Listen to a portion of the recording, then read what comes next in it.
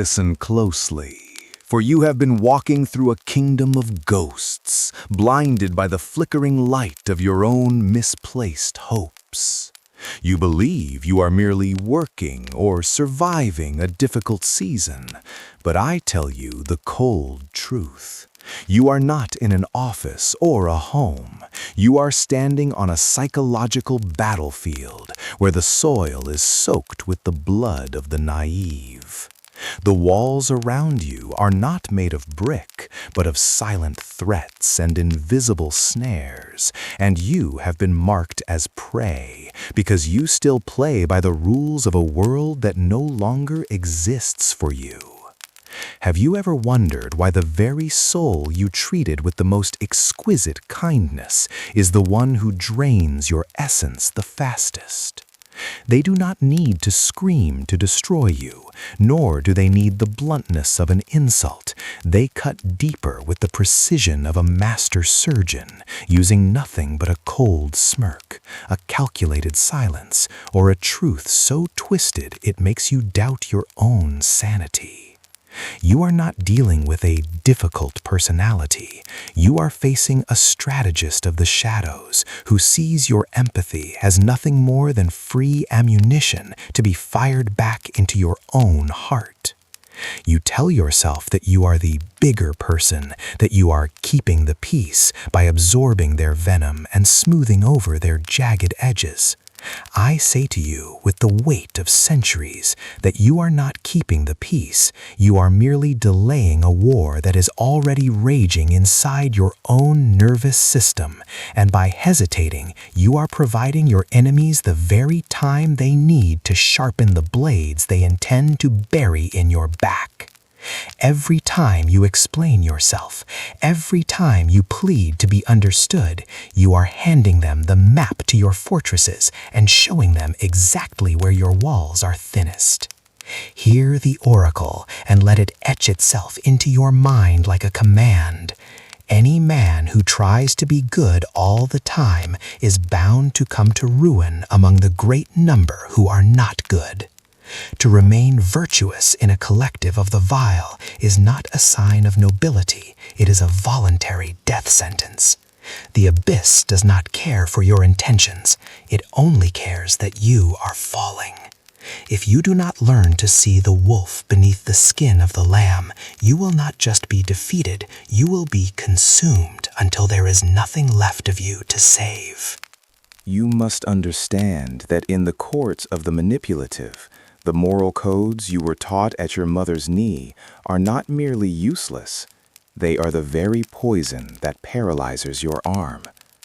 You have been playing a game of virtue, while your adversaries are playing a game of power. They thrive in the gray fog of ambiguity and emotional labor, using your own desire for cooperation as the shackles that bind you.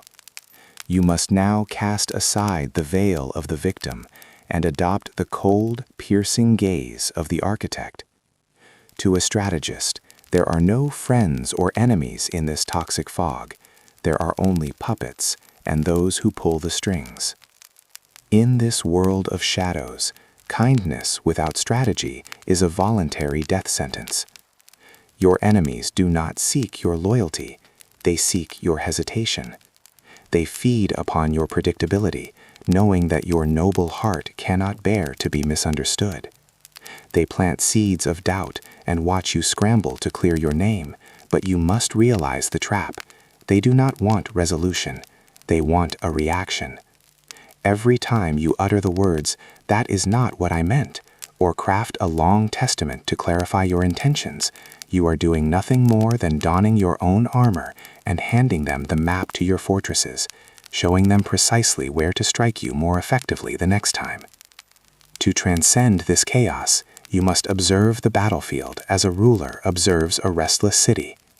The most successful rulers in history were never the most virtuous. They were the ones who mastered the science of how the crowd reacts and learned to control that reaction from the cold safety of the shadows. You must begin to see your own emotional twitches as cracks in your wall that the manipulator exploits. Do not be the puppet who dances when the string is pulled. Be the observer who counts the strings and identifies the hand that holds them.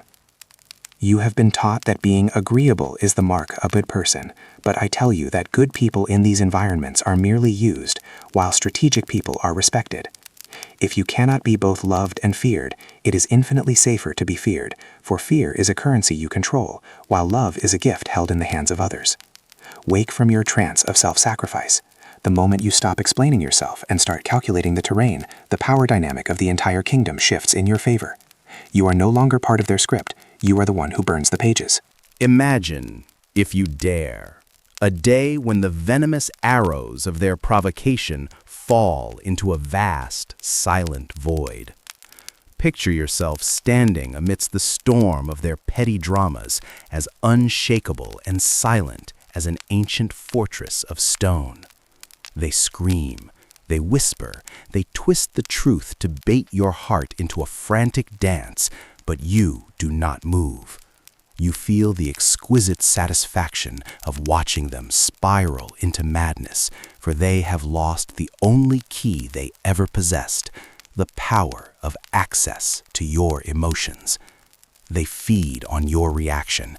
By starving them, you reclaim the very life force they sought to steal, and you transform your nervous system from a chaotic battlefield into a sanctuary of absolute rule. You must burn away the desperate, peasant-like craving for validation from those who were born to misunderstand you. To seek the approval of a manipulator is to beg for chains from a jailer.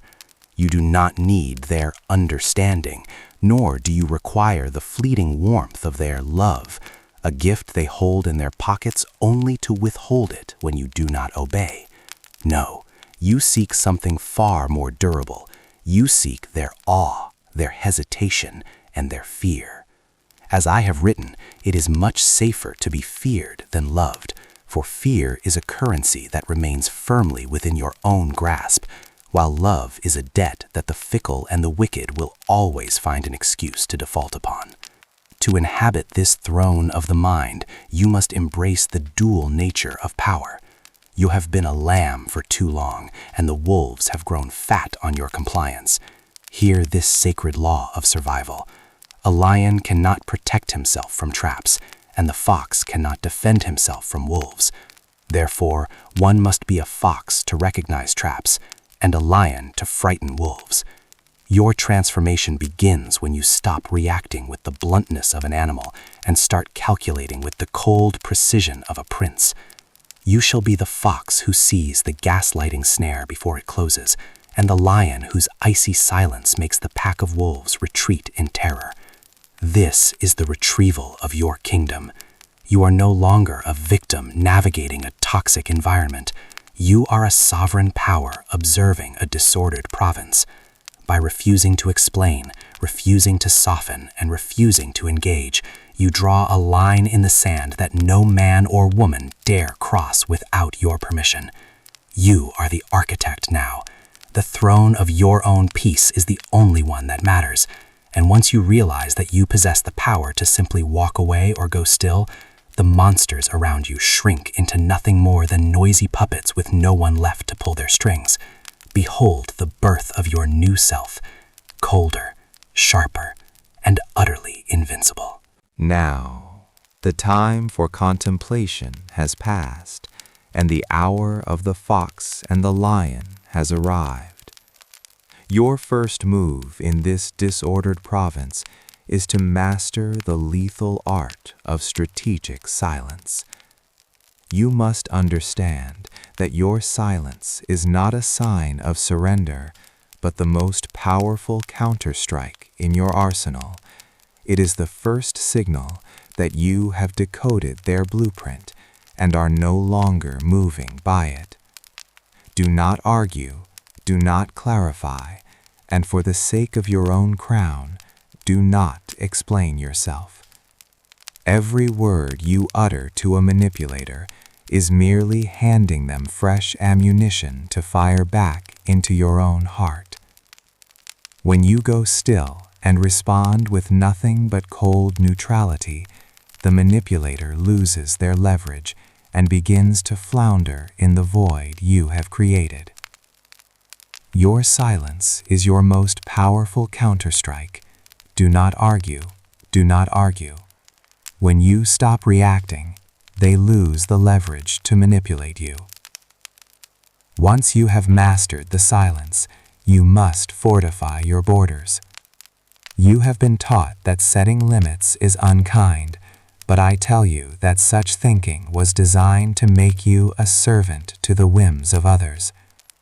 Your boundaries are not mere fences to be negotiated. They are the sharpened blades of your sovereignty, and the sharper they are, the less you shall have to use them. Let your no be a complete sentence, a final verdict that ends a debate, rather than the beginning of a negotiation. A boundary is not a fence, it is a blade. The sharper it is, the less you have to use it. Let your no be the end of a debate, not the start of one. Those who benefit from your lack of boundaries will never celebrate the moment you grow a spine, but their anger is merely the confirmation that your walls are finally high enough to keep the wolves at bay. You must now ascend to the highest law of power, the selection of your position in the minds of others.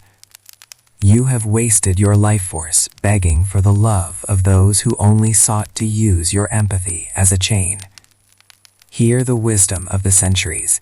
It is a praiseworthy thing to be loved, yet love is a link of obligation that the wicked break at every opportunity for their own advantage. It is best to be both loved and feared, but if one cannot have both, it is much safer to be feared, for fear is a currency that remains in your own control, while love is a gift held in the hands of others. By being unreadable, unshakable, and prepared to strike, you establish a distance that commands respect.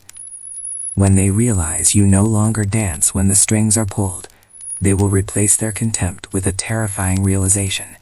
They no longer have a puppet, but a prince. Finally, you must purge your heart of the poison of misplaced pity. To feel compassion for a predator who seeks to erode your soul piece by piece is not a virtue. It is a voluntary death sentence. Remember that men must either be treated well or crushed, for they will avenge themselves for light injuries, but they cannot do so for heavy ones. If you must strike to defend your peace, strike with such cold precision that you need never strike again. Pity for the enemy is a betrayal of the self. A prince who is too merciful allows disorders to rise that eventually destroy the entire state. Therefore, be cruel to the manipulator, to be kind to your own spirit. You do not rescue the toxic by setting yourself on fire to keep them warm. You rescue yourself by becoming a ghost, present, but impenetrable, a locked vault that the unworthy can never again access. You have burned the old script. You are now the architect of an untouchable kingdom.